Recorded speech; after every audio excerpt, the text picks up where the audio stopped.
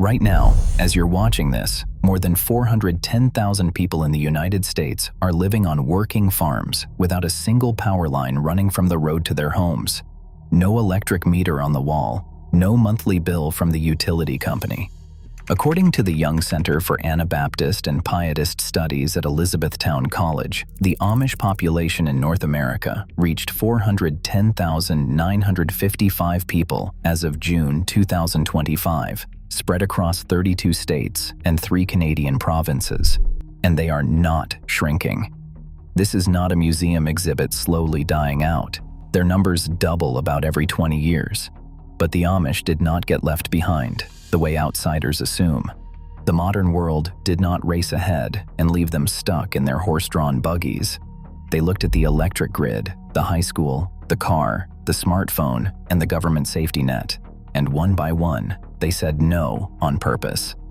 So how do more than 400,000 people actually keep a farmhouse running, raise their children, worship, and pass all of it on to the next generation without the electric grid, the car, or the high school the rest of us take for granted?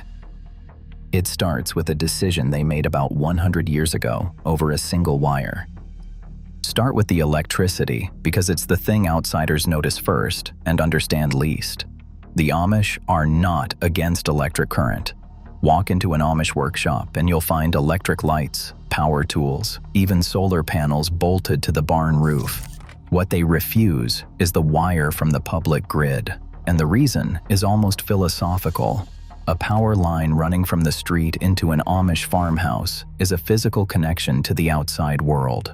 Once that connection exists, there's no real limit on what can travel down it. The television, the radio, the internet, the smartphone in every pocket. So as electric lines spread across rural America in the 1920s and the 1930s, Amish communities decided, one church district at a time, not to plug in. In Lancaster County, Pennsylvania, they had turned down the grid by 1920. The scholar Donald Kraybill, who has spent his career studying the Amish, boils it down to one question they ask about any new tool. Is this going to strengthen our life together as a community, or is it going to weaken it? But saying no to the grid doesn't mean living in the dark. It means they had to get clever, and they did. To power what they need, the Amish run diesel and gas generators, 12-volt batteries, propane tanks, compressed air, and hydraulic pressure.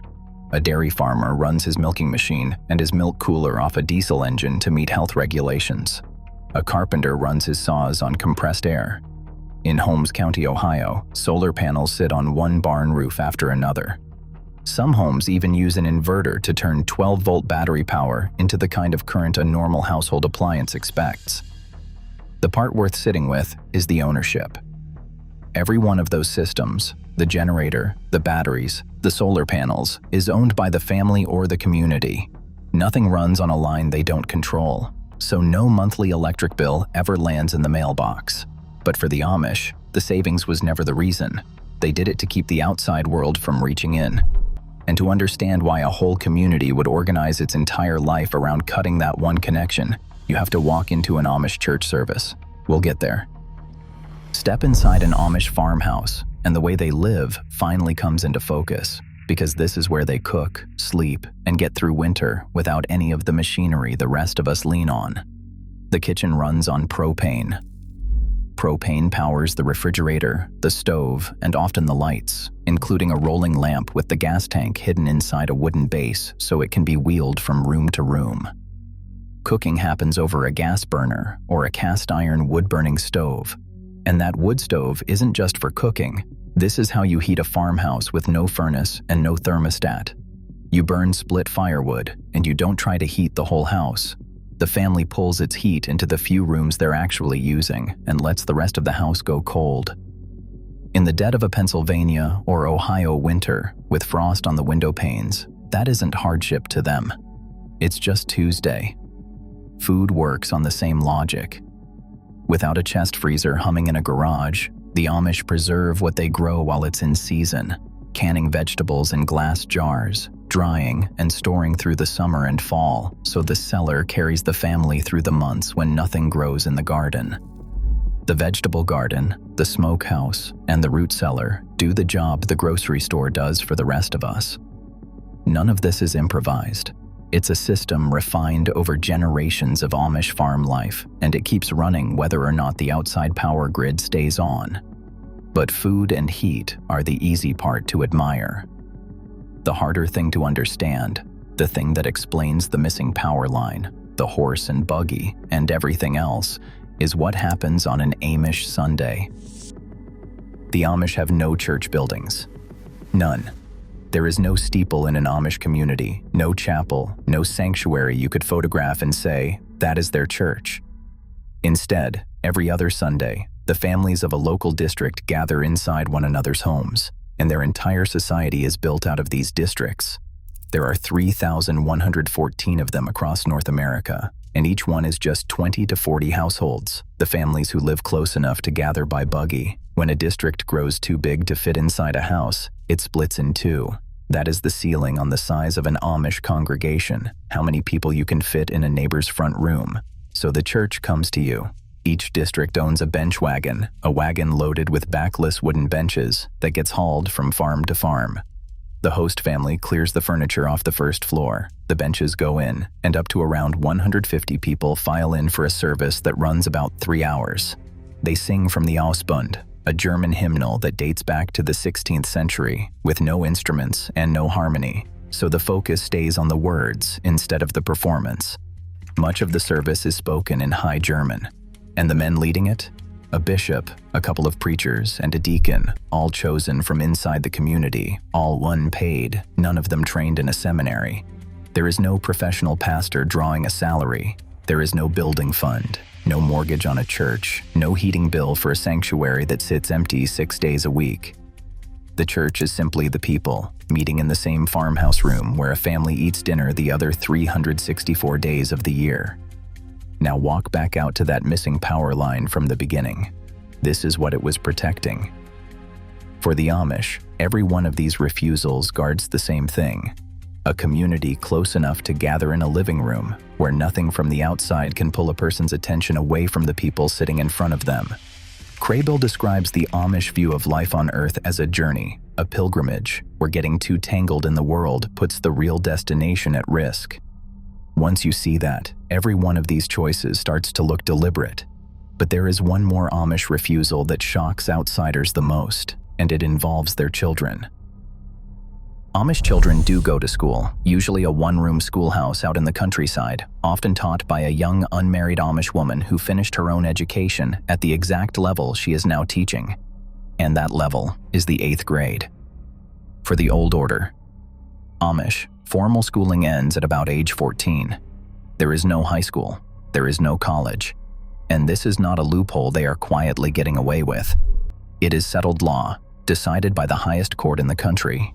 In 1972, in a case called Wisconsin versus Yoder, the U.S. Supreme Court ruled 7-0 that Amish parents could not be forced to send their children to school past the 8th grade. The case started small, in a rural Wisconsin schoolhouse. 3 Amish fathers, Jonas Yoder, Wallace Miller, and Aidan Utze, kept their 14 and 15-year-old children home from high school in Greene County, Wisconsin. The state fined them $5 each. $5, and from that tiny fine, the case climbed all the way to the marble halls of the Supreme Court, which agreed that the parents' right to freely exercise their religion outweighed the state's interest in 2 more years of classroom time. And don't mistake ending at the 8th grade for being uneducated. An Amish child grows up speaking 3 languages. At home and around the community, they speak Pennsylvania Dutch, a German dialect. In church, they use High German, and English they learn in the schoolhouse to deal with the outside world. 3 languages by the time most kids are still working on one. What replaces high school is an apprenticeship. When the classroom ends, the real training begins, out on the farm, in the woodworking shop. In the trade, the child will actually work for a living. By the time a teenager on the outside is memorizing for a test, an Amish teenager is already running part of a family business. Which raises the obvious question: if you were raised this way, no phone, no car, out of school at 14, wouldn't you run the first chance you got? The answer is the most surprising fact in this entire story. Here's what a lot of people don't realize about Amish life. No one is born Amish in the eyes of the church. You have to choose it as an adult on purpose. Around age 16, Amish teenagers enter a period often called Rumspringa, when the strict supervision of the church loosens.